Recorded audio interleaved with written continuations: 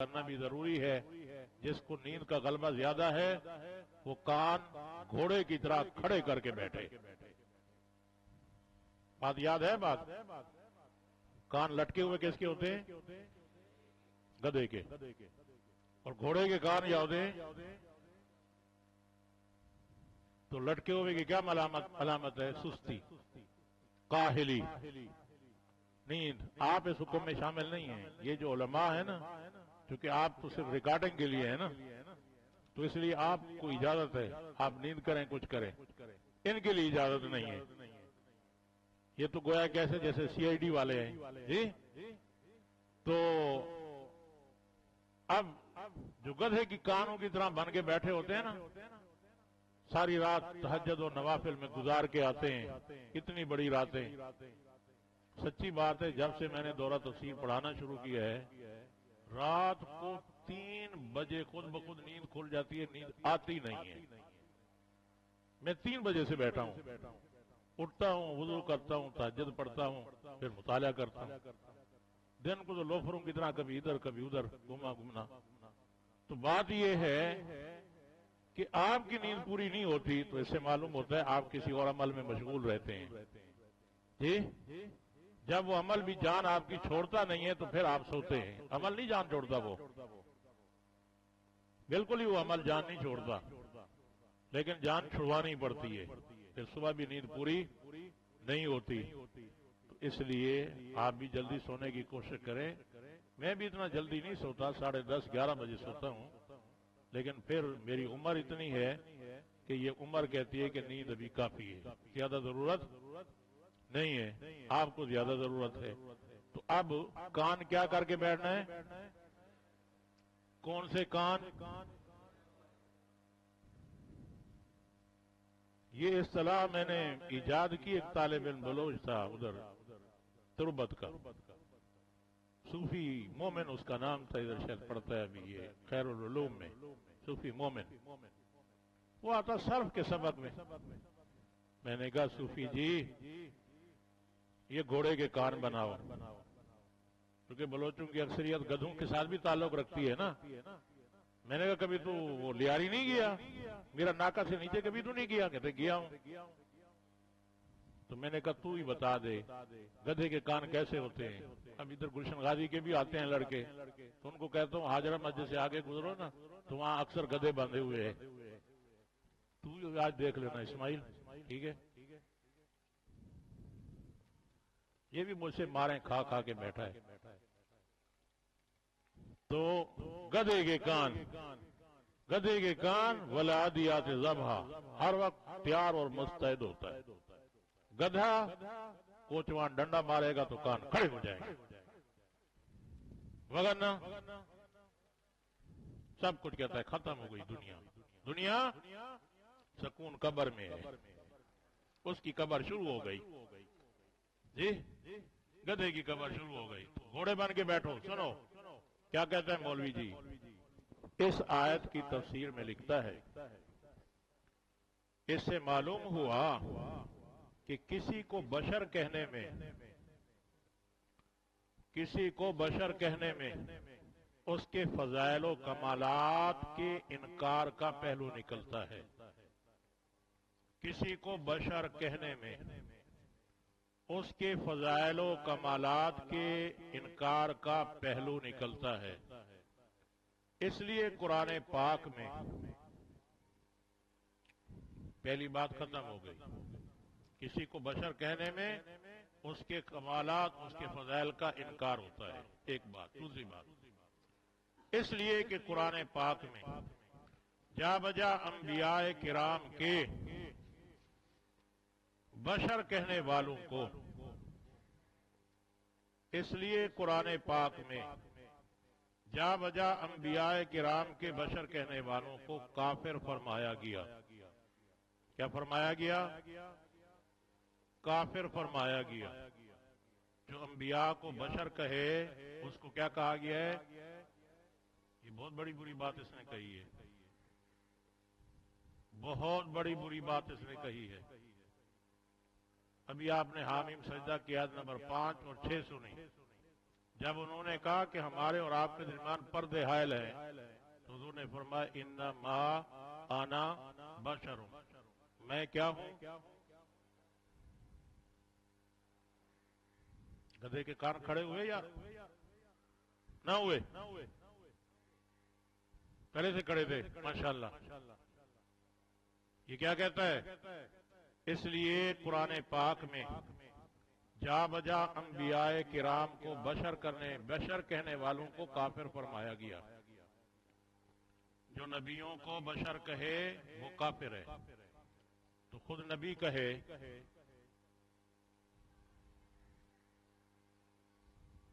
مولوی صاحب کتھے ہو؟ اٹھے ہو؟ کتھے ہو؟ اتھے ہو؟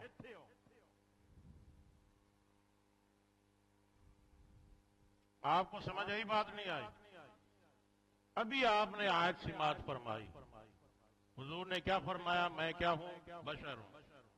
گامے ہمارے اور آپ کے درمیان پردہ حائل، گامے تم بھی انسان ہو، میں بھی، تم بھی بشر ہو، میں بھی۔ مولوی صاحب کیا فرماتے ہیں قرآن میں؟ جا بجا، کیا یعنی ہزاروں بار جا بجا، ایک دو آیتیں چھوڑ کے، پھر دو چار چھوڑ کے، پھر 10-20 چھوڑ کے، پھر کیا کہا گیا؟ جو نبی کو بشر کہے وہ کون ہے؟ جا بجا کا یہ معنی ہے نا، کوئی اور معنی ہے؟ اب مولوی صاحب کہے جی، مولوی جمشید کہتا ہے جی نماز پڑھ لو، اب کہے گا جی تقی صاحب فرماتے ہیں نماز پڑھ لو، ٹھیک ہے۔ رفیع صاحب کہتے ہیں ہو سکتا ہے انہوں نے یہ بات پڑھی نہ ہو، کوئی عالم ہو، بڑے سے بڑا بھی ہو، تو ساری کتابیں تو نہیں پڑھ سکتا، یا میں بیٹھا ہوں، میں کوئی علیم کل تھوڑا ہوں، میں تو جس فن میں آگے جاؤں گا میں کوشش کروں گا وہ علم ملتا جائے گا جی۔ باقی علم تو تب ملے گا جب میں اس کی جستجو کروں گا، جب میں جستجو نہیں کروں گا تو مجھے علم نہیں ہوگا۔ اس لیے مفتی کے لیے چاہیے کہ جب کسی چیز کے بارے میں فتویٰ دیا جائے اس بارے میں مکمل تحقیق ہونی چاہیے، کم از کم ان کے متقدمین کی کتابیں پڑھ لینی چاہیے۔ اس کو آپ کی نماز کی بڑی فکر پڑی ہوئی ہے، ہمیں ایمان کی فکر ہے، اس کو نماز کی ہے جی۔ وہی مینگل صاحب والی بات، وہ پرانے زمانے کی، نماز نہ چھوڑنا، نماز پتہ نہیں ہے لطیفے کا، پتہ نہیں ہے آپ کو۔ قرآن پاک میں جا بجا انبیاء کرام کے بشر کہنے والوں کو، تو جو خود کہے بشر، بات وہی آ گئی مولوی صاحب اللہ نے تبت یدا کہا ہے، لیکن آپ کو تبت یدا ابی لہب پڑھنے کا حق کوئی تھا؟ اس سبق میں تھا؟ سنی تھی بات مجھ سے؟ تو ہو سکتا ہے یہ کہیں جی نبی کو تو حق ہے لیکن انسانوں کو حق نہیں ہے۔ در حقیقت انبیاء کی شان میں ایسا لفظ ادب سے دور، در حقیقت انبیاء کی شان میں ایسا لفظ ادب سے دور اور کفار کا دستور ہے، ادب سے بھی دور ہے، کفار کا بھی۔ یہ فتویٰ لگا ہے انہوں نے کس پر ہے؟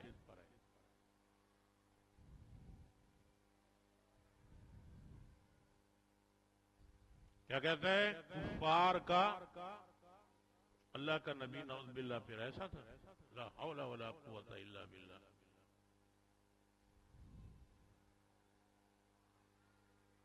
غور فرما رہے ہیں نہیں فرما رہے؟ میں کچھ نہیں کہہ رہا، البتہ یہ بات آپ کے دماغ میں بٹھا رہا ہوں جو وہ لکھ رہے ہیں۔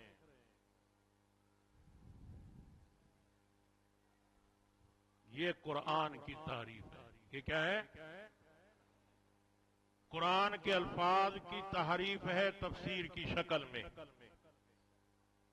تفسیر کی شکل میں قرآن کریم کی تحریف ہے یہ قرآن کی آیات کی تفسیر نہیں۔ اب اس کا پہلا جواب سماعت فرمائیں۔ سب سے پہلے بشر کے فضائل، انسان کے فضائل کا منکر ابلیس صاحب ہوا ہے۔ ٹھیک ہے، ابلیس ہوا ہے۔ اللہ تعالیٰ نے فرمایا حضرت آدم کو سجدہ کریں، اس نے انکار کر دیا۔ سورہ اعراف میں آپ تفصیل سے پڑھیں گے کہ آپ نے مجھے آگ سے پیدا کیا، اس کو مٹی سے پیدا کیا۔ مٹی کے اوپر ہر انسان چلتا ہے، اس کو رونتے ہوئے جاتا ہے، یہ کوئی احترام کی چیز تھوڑی ہے۔ میرے قریب ہی کوئی نہیں آئے گا۔ آگ کیا کہتی ہے؟ مجھے جب آگ لگتی ہے تو میں تو اوپر جاتی ہوں، جتنی سردی ہوئی ہو، پھر بھی کوئی آدمی گرمائش لینے کے لیے اپنے پیر کو میرے اندر ڈالے گا، میں تو اوپر جاتی ہوں۔ خلقتہ من طین، اس کو مٹی سے پیدا کیا۔ خلقتہ من نار، مجھے آگ سے پیدا کیا ہے۔ میرا مقام اونچا ہے، اس مقام اونچے کی وجہ سے میں آدم کی فضیلت کا قائل نہیں ہوں۔ اللہ نے فرمایا ابا واستکبر وکان من الکافرین، انکار کیا، تکبر کیا، یہ غرور کیا کہ مجھے آگ سے پیدا کیا گیا ہے اور اس کو مٹی سے پیدا کیا گیا ہے، تو اللہ نے فرمایا کان من الکافرین، کافروں میں سے ہو گیا۔ کیا ہو گیا ہے؟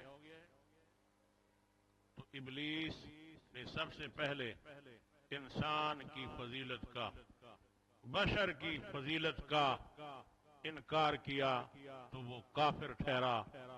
آج اگر کوئی نبی کی بشریت فضیلت کا انکار کرے گا تو وہ خود ٹھکانے پہ لگے گا، ہم نہیں لگاتے۔ بشر کی فضیلت کو کس نے مانا؟ فرشتوں نے مانا۔ کس نے مانا؟ اللہ نے فرمایا وَإِذْ قُلْنَا لِلْمَلَائِكَةِ اسْجُدُوا لِآدَمَ، فرشتوں آدم کو سجدہ کرو۔ جی حضور، جی حضور، سجدہ ریز ہو گئے۔ آدم کی فضیلت کا قائل ہونا فرشتوں کا کام ہے۔ انبیاء کی بشریت اور فضیلت کا قائل ہونا فرشتہ صفت انسان لوگوں کا کام ہے، ابلیس صفت انسانوں کا کام ہو سکتا؟ جی اب میں آپ سے پوچھوں گا، فرشتہ صفت انسانوں کی نماز ابلیس صفت انسانوں کے پیچھے ہو جائے گی؟ ہوگی مولانا؟ جی نماز ضائع نہ ہو جائے، جماعت سے نہ چلی جائے، جماعت سے۔ ابو جہل فرشتہ صفت انسان تھا، ابو لہب فرشتہ صفت انسان تھا، یہ ابلیس صفت انسان تھا۔ اب کوئی کہے پیچھے ابلیس کے اللہ اکبر، کوئی کہے پیچھے ابو لہب کے اللہ اکبر۔ ارے بابا ابلیس کے پیچھے پڑھے پھر بھی نہیں ہوگی، ابو لہب اور اس کی نسل ان جیسے لوگوں کے پیچھے پڑھے تب بھی نماز۔ یہ عقل اللہ نے، میں نے کہا علم حاصل کرنے کے تین ذریعے ہیں، ایک دل ہے، دوسرے نمبر پر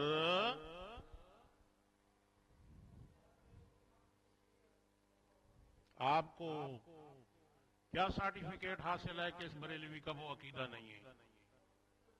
کون سے معتزل آپ کو ایک نام پیش کریں؟ نہیں، آپ مجھے نام پیش کریں، میں اس معتزل کی کتاب پیش کروں گا۔ جی چیلنج ہے میرا،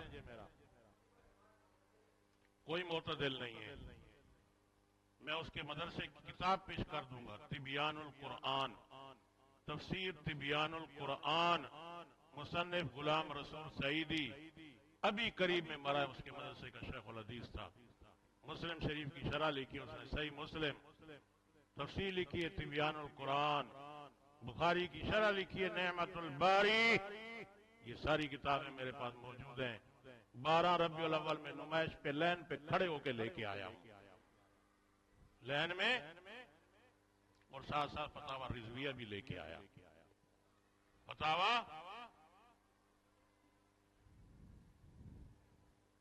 मैंने ऐसे सीधा साधा रुमाल बांधा, ऐसे लपेटा, मैं भी लाइन में खड़ा हूं, सस्ती मिलती है।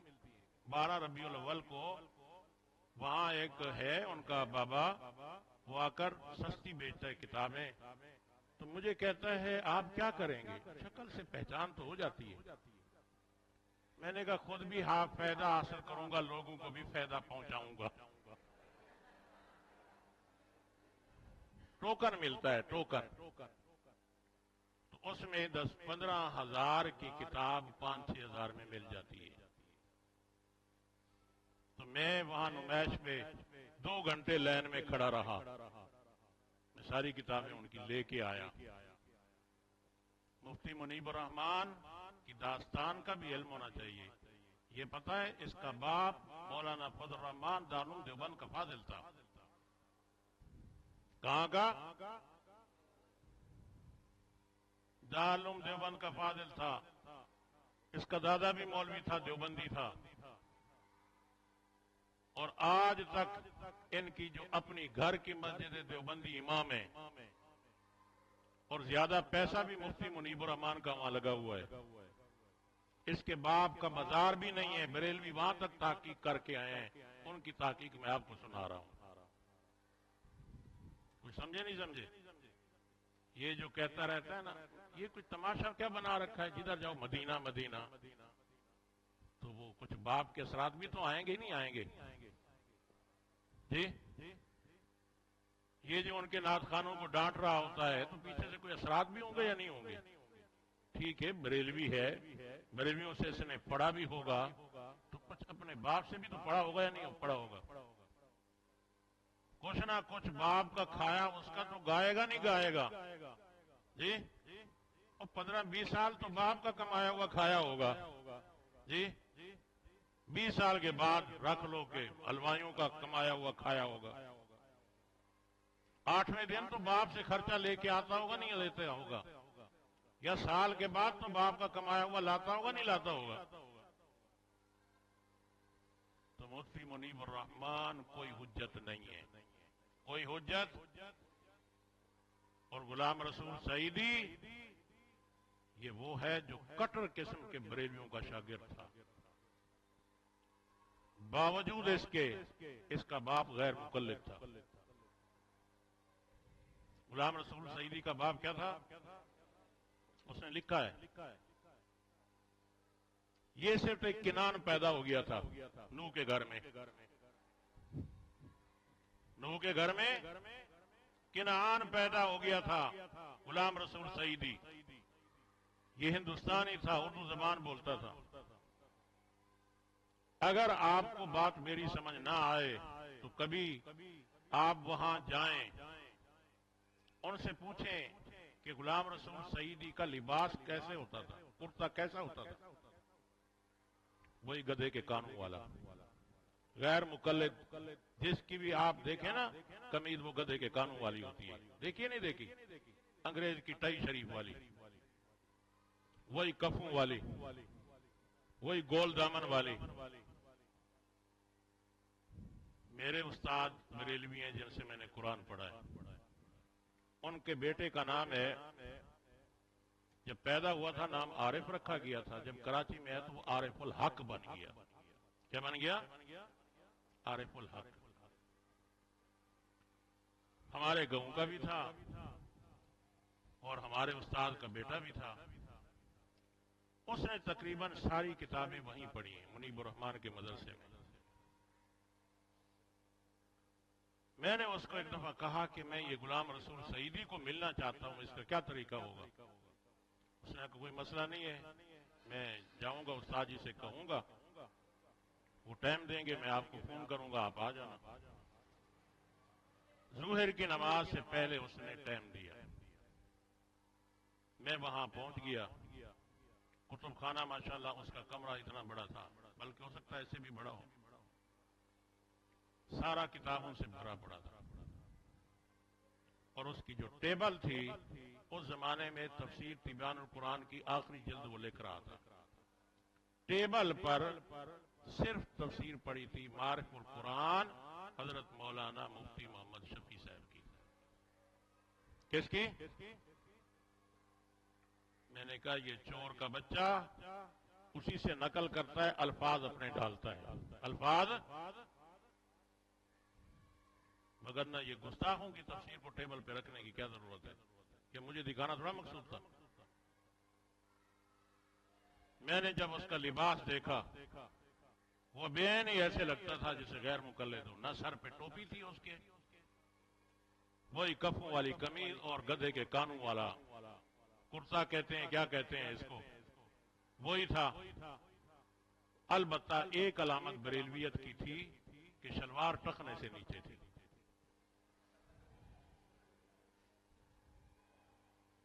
یہ تو بھی نئے کمپنی پیدا ہوئی ہے نا، مدینہ یہ کہتے ہیں ٹخنے سے اوپر ہونی چاہیے، مگر نہ ان کے جتنے ہیں سب کی شلوار ٹخنے سے نیچے ہوتی ہے، اس کی شلوار بھی ٹخنے سے نیچے تھی۔ تو پیارے، خالی باتوں سے مسئلے نہیں ہوں گے، کوئی ان میں معتدل نہیں ہے، یہ مجھے اور آپ کو صرف دھوکہ دینا چاہتے ہیں۔ لکھتے وہی ہیں جو ان کے بڑوں کا عقیدہ ہے، ایسا نہیں ہے کہ کچھ اور لکھتے ہیں۔ تمہار کیا بات لمبی ہو جائے گی۔ پہلا جواب یہ ہے انبیاء کا بشر ماننا، ان کے فضائل اور کمالات کا اقرار کرنا فرشتوں کا کام ہے، اور فرشتہ صفت لوگوں کا کام ہے۔ ان کے فضائل کا انکار کرنا ابلیس، اور ابلیس صفت لوگوں کا کام ہے۔ آئیے بات سمجھ نہیں آئی؟ اس نے کہا جا بجا قرآن کریم میں انبیاء کو بشر کہنے والا کافر ہے۔ کیا ہے؟ کافر ہے۔ اس کا جواب آپ سماعت فرمائیں، یہی قرآن کریم ہے، سورہ تغابن کھولیں آپ۔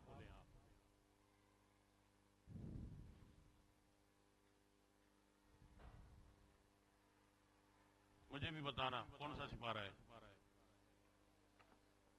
صاف صاف لغت بولا کرو۔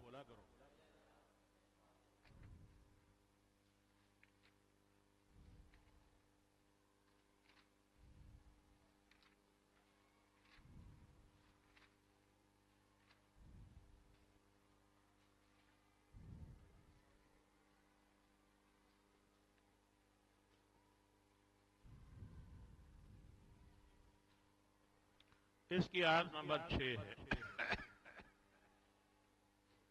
آیت نمبر 6۔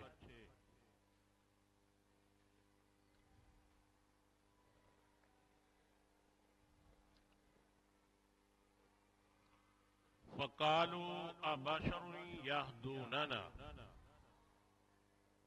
أَبَشَرٌ يَهْدُونَنَا ملا۔ احمد رضا نے اس کا ترجمہ کیا ہے تو بولے کیا آدمی ہمیں راہ بتائیں گے؟ بشر کا معنی یہاں کیا ہے آدمی۔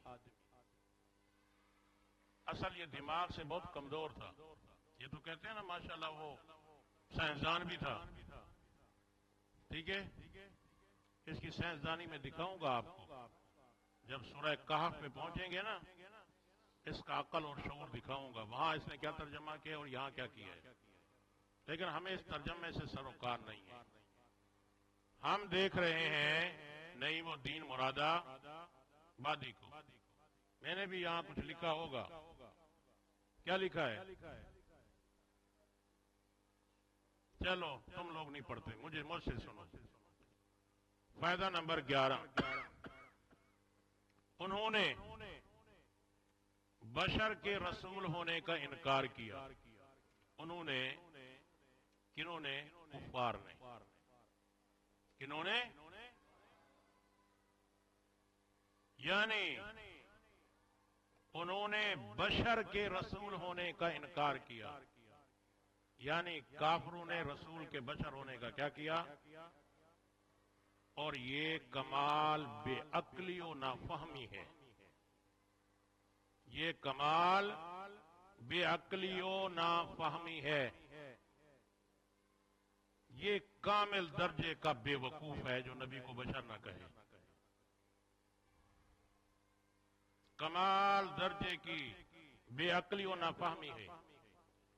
پھر بشر کا رسول ہونا تو نہ مانا، کس نے؟ یعنی ان کفار نے، اور پتھر کا خدا ہونا تسلیم کر لیا، خدا، پتھر کا خدا ہونا تسلیم کر لیا۔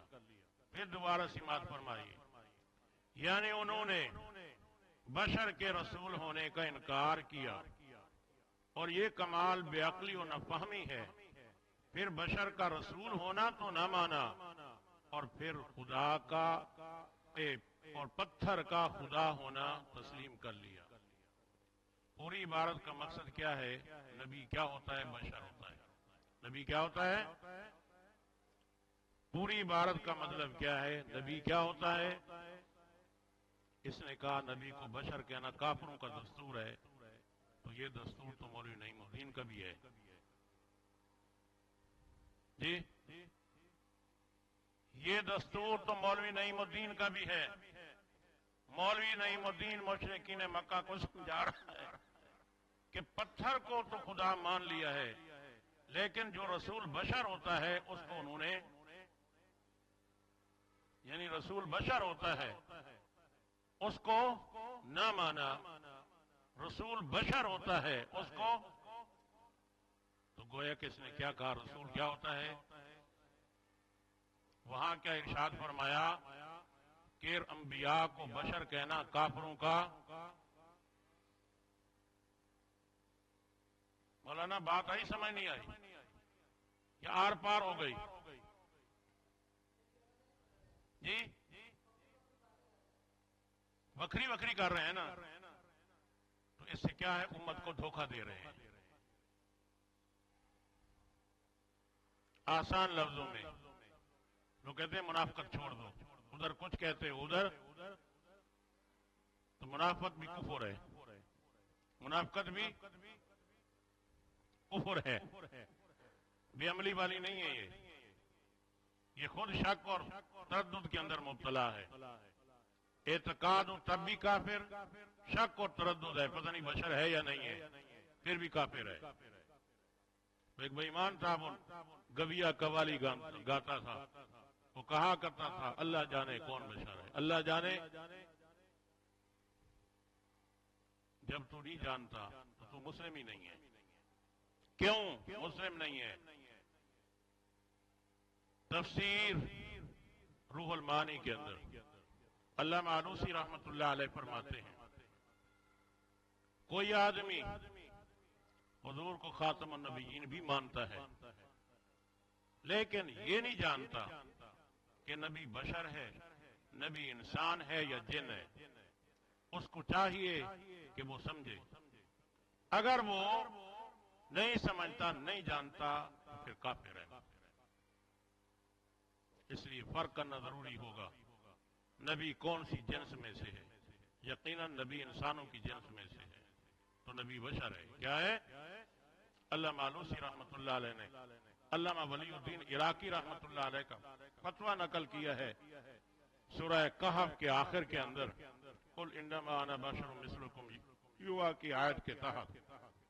اب مولوی صاحب کہتا ہے یہ لفظ ادب سے دور اور کفار کا دستور ہے، اور خود یہ نعیم الدین ایک کتاب ہے، یہاں لائبریری موجود ہے، 50-60 صفحات کی ہے، اس کا نام ہے کتاب العقائد، کتاب العقائد۔ اس کتاب العقائد کا مصنف یہ نعیم الدین ہے۔ وہاں لکھتا ہے نبی بشر ہوتا ہے۔ نبی کیا ہوتا ہے؟ ادھر کہتا ہے کافروں کا دستور ہے، ادھر لکھتا ہے نبی کیا ہوتا ہے؟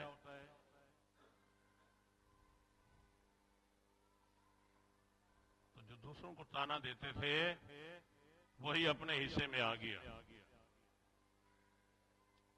تو آج یہاں اتنی بات کافی ہے. اس کی عبارت سے پھر اسی تفسیر سے ثابت ہو گیا جو دوسروں کو کافر کہتا تھا خود اس کا کفر ثابت ہو گیا. اس نے تو بیچارے نے بڑے ہوش سے لکھا ہوگا کہ ماشاءاللہ اسے نبی کے بشر کہنے والے کافر ہو جائیں گے. یہ اس کو یاد نہ رہا. ہو سکتا ہے کہ پوڑی پینے کی بیماری ہو اس کو. جی کوئی پوڑی پینے کی اس کو بیماری ہو اور پوڑی پی کے بیٹھا تھا تو وہاں اس سے وہ الفاظ لکھے گئے ہوں. یہ ہو سکتا ہے میرا.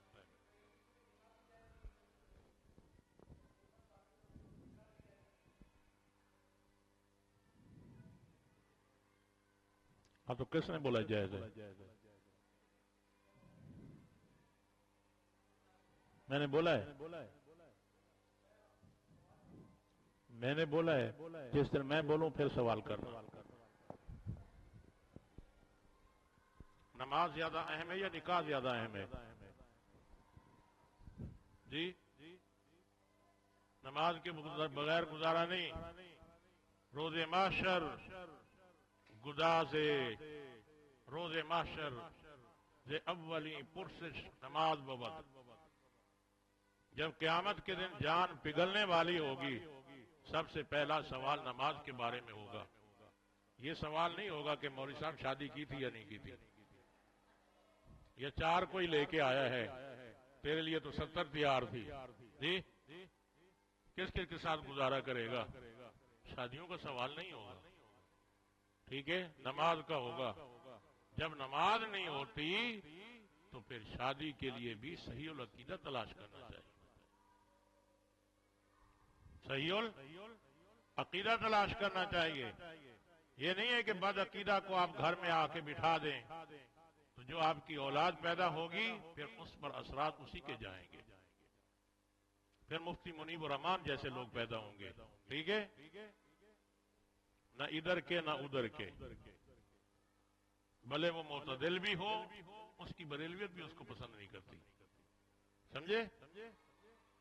تو اعتدال وہ ہے امتوں وسطا لتکونوا شہداء.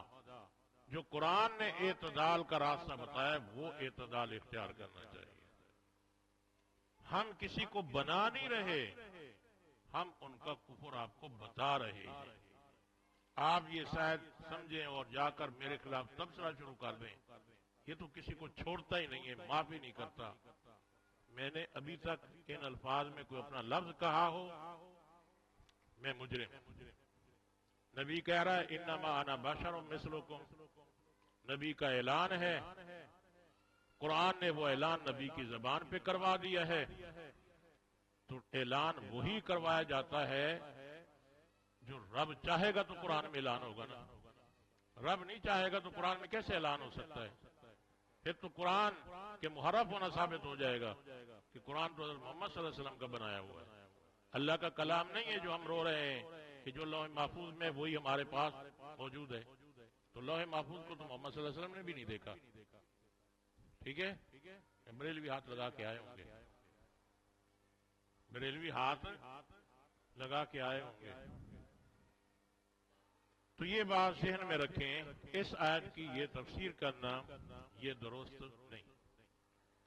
یہاں یہ بات یاد رکھیں ہم حضرات انبیاء علیہ الصلوۃ والسلام کو بشر کہتے ہیں لیکن ان کے فضائل اور کمالات کو سامنے رکھتے ہیں. ان کے فضائل اور کمالات کو کافروں نے نبی کو جہاں بھی بشر کہا ہے نبی کی فضیلت کو سامنے نہیں رکھا. نبی کو نبی مان کر بشر نہیں کہا. نبوت سے خالی اس کو بشر کہا ہے. نبی کو بشر کہا ہے نبوت سے خالی مان کر. اب یہاں یہ لفظ اگر ہوتا کہ انہوں نے نبوت سے خالی ان کو بشر کہا ہے کافروں کا دستور ہے تو بات بن سکتی تھی. یہ بات سمجھ نہیں آئی. یہ ٹھونسا مار دینا کہ قرآن کریم میں جا بجا ان کو کافر کہا گیا ہے جنہوں نے نبی کو بشر کہا ہے تو یہ بات درست نہیں ہے. ہم نبیوں کو بشر مانتے ہیں لیکن ان کے فضائل اور کمالات کو مانتے ہیں. ہم یعنی علماء دیوبند نبی کو بشر کہتے ہیں، نبی کے فضائل اور کمالات کو مانتے ہیں. سب سے بڑی فضیلت نبی کی نبوت ہے، نبی کی نبوت ہے. پھر نبی کی نبوت کے بعد اس کے کمالات ہیں. تو ہم نبی کی نبوت کو مانتے ہیں. کافروں نے جہاں بھی نبی کو بشر کہا ہے انہوں نے نبوت سے خالی مان کے کہا ہے. اب نبوت سے خالی مان کے کہا ہے. صرف دو مقام آپ ذہن میں رکھیں. نمبر 1 سورہ صاد صفات کے بعد صاد سورہ.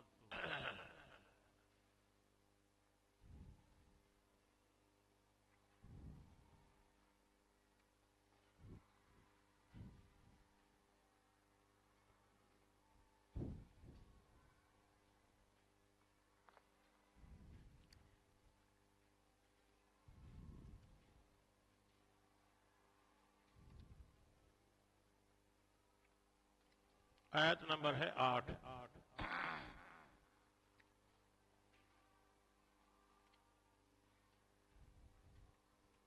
صفحہ نمبر ہے 462. مل گیا؟ اَأُنزِلَ عَلَيْهِ الذِّكْرُ مِن بَيْنِنَا اَأُنزِلَ عَلَيْهِ حمزہ استفہام کا، کیا اتارا گیا ہے اس پر قرآن ہمارے درمیان؟ قرآن نازل ہوا ہے، نبوت شروع ہو گئی ہے. اب دیکھو 5 آیات کو بھی ذکر کہا جا رہا ہے. جی اقرا بسم ربک الذی خلق. میں نے کہا یہ لفظ جنس ہے، کہا تھا نا. تھوڑے کو بھی قرآن کہتے ہیں، آدھے کو بھی قرآن کہتے ہیں، ایک آیت کو بھی قرآن کہتے ہیں، اور مکمل الحمد سے لے کر والناس تک جتنی آیات جتنی صورتیں سب کو کیا کہتے ہیں؟ قرآن. اب ان کا یہ دھوکہ رافضیوں کا یہ سورہ ہجر تک تو حفاظت کی ذمہ داری ہے، باقی کی نہیں ہے. تو یہاں تو قرآن ان 5 آیات کو بھی کہا جا رہا ہے. کیا اتارا گیا ہے اس پر قرآن ہمارے درمیان؟ اب انہوں نے نبی کو بشر کہا، نبی کو نبوت سے خالی سمجھ کر. کیا یہ قرآن ہمارے اوپر نہیں آ سکتا تھا؟ اس پر آیا، ہمارے اوپر کیوں نہیں آیا؟ تو انہوں نے چونکہ اپنے آپ کو بشر سمجھتے تھے تو نبی کو بھی انہوں نے بشر مانا، نبوت سے خالی سمجھ کر. نبوت سے خالی سمجھ کر انہوں نے نبی کو بشر کہا ہے. اور ہم الحمدللہ نبی کو بشر کہتے ہیں، نبوت کے ساتھ کمالات کے ساتھ مانتے ہیں. تو لہذا ان کا اور ہمارے درمیان فرق ہوا. ہم نبی کی نبوت کو مانتے ہیں، وہ نبی کی نبوت کو نہیں مانتے. نبی کی نبوت نہ ماننے کی وجہ سے ان کو کافر کہا گیا ہے. ہم نبوت پر ایمان رکھتے ہیں، اس وجہ سے ہم تو مسلمان ہیں. اب ہمیں وہ کافر بنائے، وہ ملا جو پوڑیا کھا کے سویا ہو ہمیں کافر کہے تو الحمدللہ ہم کافر نہیں ہیں، وہ بیچارہ خود ہی کافر ہے.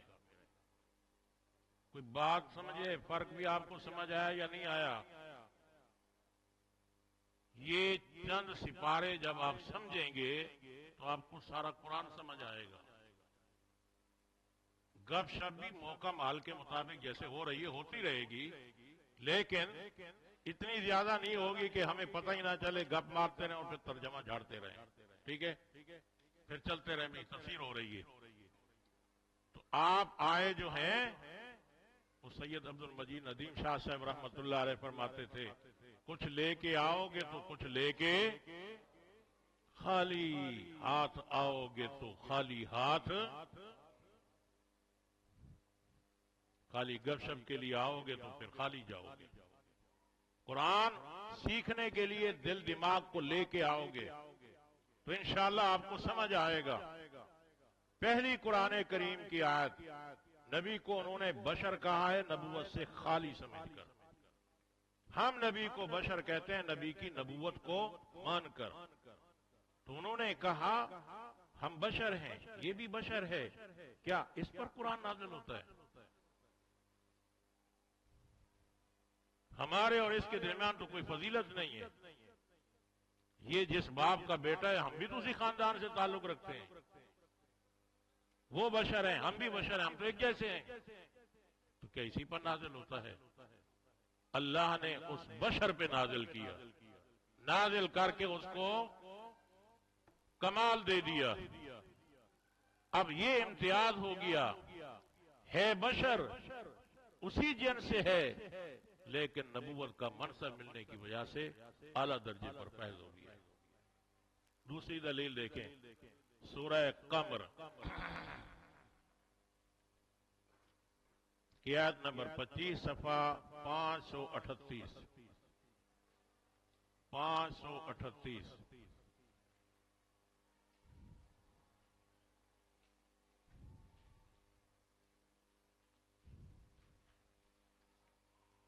آیت 25 اُلْقِیَ الذِّکْرُ عَلَیْہِ مِن بَینِنَا بل ہوا کذاب عاشر. اُلْقِیَ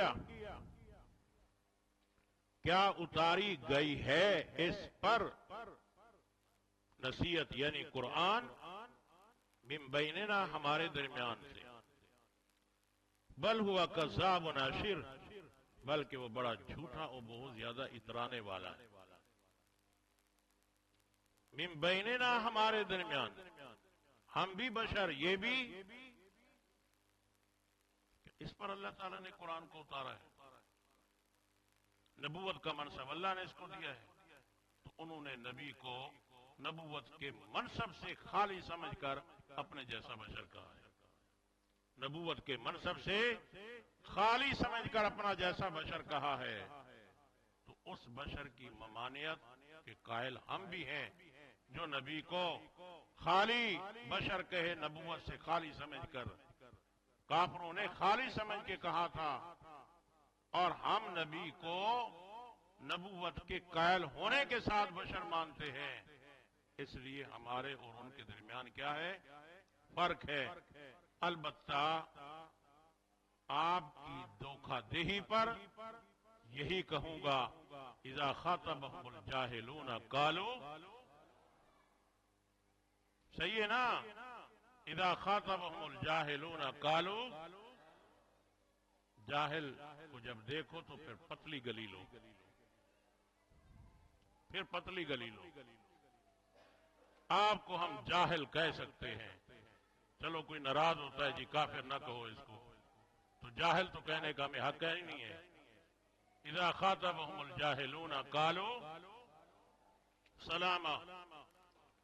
تو نبی کو کافروں نے جو بشر کہا ہے تو اس کو نبوت سے خالی سمجھ کے کہا ہے. اپنے جیسا من بیننا ہمارے درمیان ہم بھی انسان ہیں یہ بھی انسان ہے. یہ کیسے نبی ہو گیا ہے؟ تو اللہ تعالیٰ نے فرمایا انما یوحا الیہ, میں انسان ہوں لیکن یہ افضلیت کا مرتبہ یوحا الیہ میری طرف وحی کی گئی ہے. مجھے منصب نبوت وحی کے ذریعے سے دیا گیا ہے. اس لیے میں تم سے کیا ہوں؟ اعلیٰ ہوں. تو اب جو قرآن کا نظریہ ہے الحمدللہ ہمارا وہی نظریہ ہے. ہم قرآن کے نظریے سے ہٹے نہیں ہیں. میں علماء دیوبند کو سلام کہتا ہوں, کروڑہا سلام ان کے اوپر بھیجتا ہوں جنہوں نے ہمیں قرآن کریم سمجھایا اور اسی انداز سے سمجھایا جس طرح نبی علیہ الصلوۃ والسلام نے حضرات صحابہ کرام رضوان اللہ تعالی علیہ مجمعین کو سمجھایا. وَمِنَ النَّاسِ مَن يَقُولُ آمَنَّا بِاللَّهِ وَبِالْيَوْمِ الْآخِرِ وَمَا هُمْ بِمُؤْمِنِينَ. یہ پہلی مرض منافقین کی تھی. یخادعون اللہ، معنی نمبر 2 خدا، دھوکا،